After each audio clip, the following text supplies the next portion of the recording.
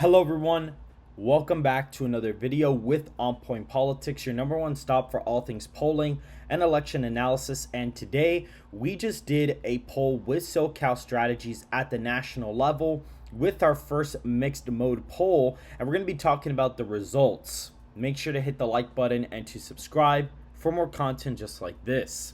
And so basically, SoCalStrategies essentially conducted a poll right after the presidential debate with our, first mixed mode poll. So we didn't just use Pollfish, we also used a Lucid's online panel, and we kind of combined both. And the sampling error is about 3.7% in either direction, and it clearly seems like Kamala Harris does have a 3-point lead after this poll was conducted. And what's pretty fascinating is we look at the strengths. We see Kamala Harris leads with black voters 80 to 12%, young voters 50 to 39%.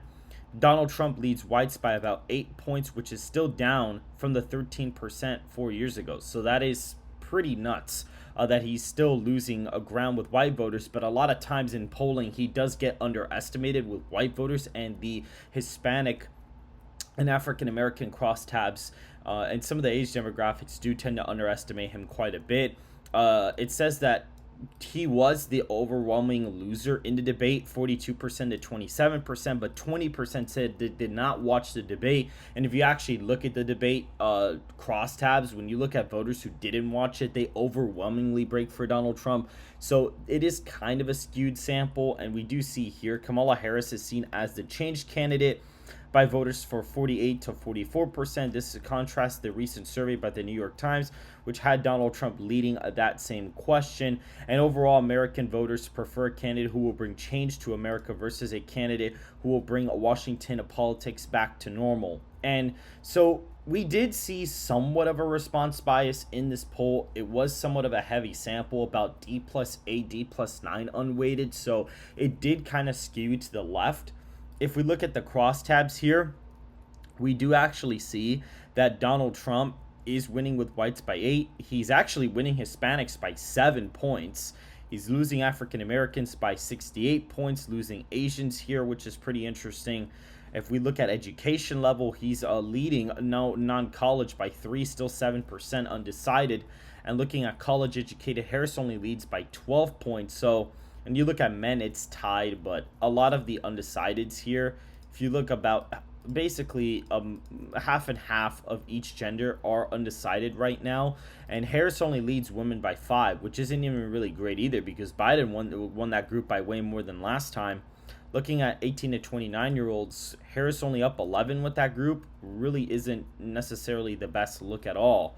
And even looking at, certain demographics here, if you look at how independents, Republicans, and Democrats lean, it seems like Harris has a big lead, but a lot of the undecideds again are about 16%. And we are not modeling or doing a recall vote. We track the recall vote, but we basically go pretty much out based on a turnout model now to try to be a little bit more accurate. And so even though this result was not the most favorable result to Donald Trump, I still wanted to do a video on this poll, number one, because we sponsor these. And when we look at this, we see Donald Trump in terms of, the issues, right now, Harris is the very slight favorite in terms of who do you trust more on issues. She's like ahead by 1.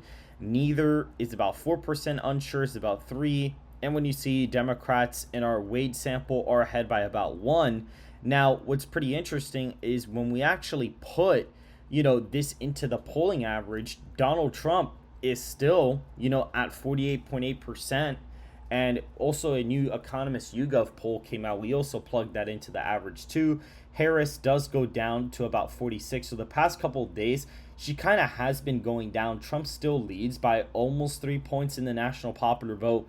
You did have a lot of these Kennedy voters who were falling off become undecided towards the end. So the initial support for Kennedy dropping off was him picking up votes from Trump, essentially, or at least Trump was picking up votes from him. But it seems like the last couple of days, a lot of the Kennedy support that has fallen has basically gone into the undecided column, and which is why it has gone back up. So again, very, very interesting stuff there.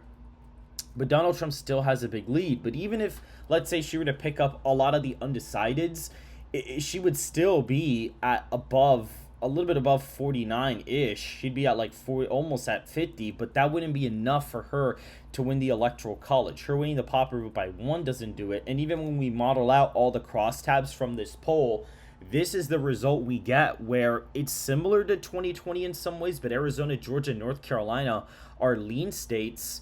North Carolina is about a 3-point win. Georgia's like a 1.5-point victory or so. And Pennsylvania, what's funny about this modeling is that Wisconsin, Pennsylvania, and Nevada were all Harris victories in the modeling, which I think is pretty interesting. However, I am leaving them in the toss-up category since this is an election model based off a single poll. Any tilt state effectively does go in the toss-up category. And so based off the poll we found last night, Trump still is competitive in Wisconsin, Pennsylvania, and Nevada. And if he were to win, Wisconsin or Pennsylvania, he becomes the next president. So it's not like, she gained so much from the debate. She probably did pick up some slight support, but it wasn't enough to, be soundly comfortable to win against him. And, that's why she's calling for another debate. And I did have a video as to what I thought about the debate. It was my previous video, actually. But if we look at this, Donald Trump is still up in my model popular vote by almost 3 points. And of course, we're going to wait for some polling data to come out and see what occurs from that. Looking at the Electoral College histogram, the most likely result is Trump 297 in the Electoral College to Harris's 241.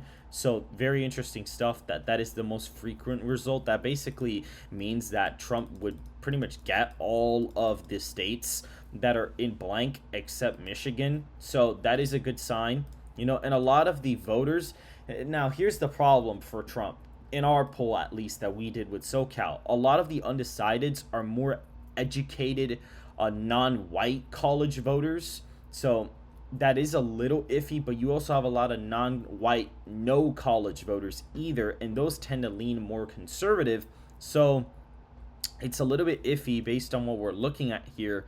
Really depends on some of the dynamics, and it kind of depends on whether or not she's gaining in some of the deeper blue states. Like, that could be it. The Rust Belt and the red states in general have been trending to the right, including Florida and Texas as well. So maybe she is expanding her lead in some of the northeastern states and the West Coast states, but possibly isn't really gaining much in some of these states. Even in a Harris +3 poll, she can't even win Arizona, Georgia, or North Carolina, and Wisconsin, Pennsylvania, Nevada are all under a point. So again, very, very interesting stuff. We had a Pennsylvania +1 result. So even this essentially lines up with a lot of the polling data that we had. We even had I think the model had Ohio +8, and we found Ohio +9 with SoCal. So even the polling that we've done, this kind of lines up with that. Now, looking at my Electoral College map, we do actually see that Donald Trump is winning quite soundly. I mean, again, we have to wait for the polling data to come out to be updated, but Donald Trump is winning in Wisconsin by quite an easy margin. He's winning in Georgia by an easy margin, North Carolina, Arizona, Nevada, and the reason why it got a little bit closer from the other day is because I included SoCalStrategies margins into the demographic model with a big data poll and Rasmussen reports. We average out all of their polls, modeling results to get my demographic margin. And so when we look at that, we do see that Donald Trump is still ahead, and New Hampshire is tilting to Kamala Harris, which is interesting because when I just made a video about New Hampshire being competitive, and we found roughly a similar margin when we reweighed all the polling data. This is like Harris +0.4. We found Harris +0.2 when we reweighed all the polling data. So again, very interesting stuff that we found something very similar to that. And this is kind of lining up with my polling averages pretty well. Virginia especially is sort of close. But what's actually interesting about Virginia is he actually took the lead in the polling average in the state of Virginia. So my polling average has a pretty big victory for him right now. There was a poll that came out of Virginia that was really left skewed. And when you add it into the average, he goes from leading by half a point to Donald Trump leading half a point. So again, interesting stuff. Based on my polling average, he would be winning the election pretty easily because he would be winning Nevada, Arizona, Wisconsin, Michigan, Pennsylvania, Virginia, and New Hampshire. But of course, I do not have that in our official model, and Minnesota and New Mexico are pretty competitive in my polling averages. So he would be really close to actually winning like a really big win. If another Minnesota or New Mexico poll come out and they're like pretty skewed to the left, he could take the lead and possibly have like a big lead in my polling averages, which would be kind of weird to see. But that is it for this video, guys. Make sure to hit the like button to subscribe if you want more content just like this, and I will see you guys in the next video.